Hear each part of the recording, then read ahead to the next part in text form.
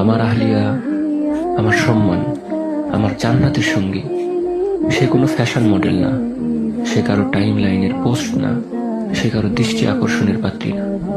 সে হিফাজতের নিচে থাকা এক রত্ন, যার রক্ষক আমি গর্ব করি, কারণ সে হিজাব করে আল্লাহর ফরজ বিধান মানে। সে পর্দায় থাকে কারণ সে জানে তার সৌন্দর্য আমার জন্য, অন্য কারো জন্য না। অনেকে হাসে এবং বলে, স্ত্রীকে এমন লুকিয়ে রাখো কেন? আমি বলি, কারণ সে আমার সম্মান, আমার দায়িত্ব, আমার কাছে রত্ন।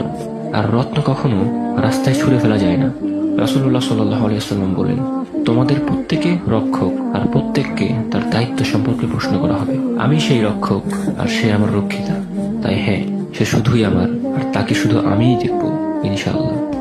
স্ত্রী মানে ভালোবাসা, আর ভালোবাসা মানে হেফাজত।